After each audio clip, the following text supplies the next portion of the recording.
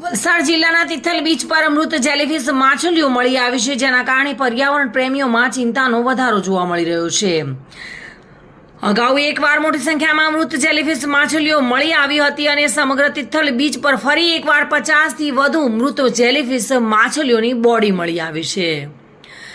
આ પર્યાવરણ પ્રેમીઓમાં ચિંતાજનક વધારો કરતો કિસ્સો સામે આવ્યો છે। જેલીફિશ માછલીના મોતને કારણે પર્યાવરણવાદીમાં ચિંતા જોવા મળી રહી છે। બીચ પર મોટી સંખ્યામાં મૃત જેલીફિશ માછલીઓ મળી આવી છે અને દરિયાઈ પ્રદૂષણને કારણે દરિયાઈ જીવોના મૃત્યુ થવાનું અનુમાન લગાવવામાં આવી રહ્યું છે।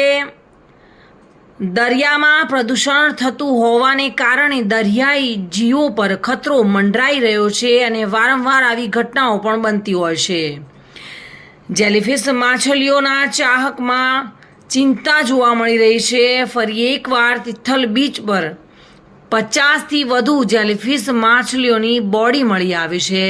વલસાડના તિથલ બીચ પર મૃત જેલીફિશ માછલીઓ મળી આવતા પર્યાવરણ પ્રેમીઓમાં રોષ જોવા મળ્યો છે અને ચિંતા પણ જોવા મળી છે।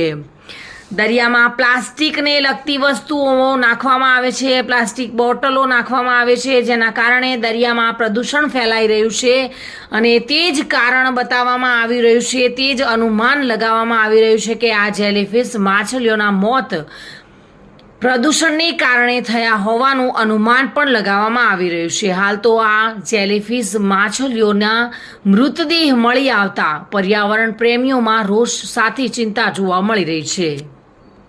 વલસાડથી bureau report, today Gujarati news.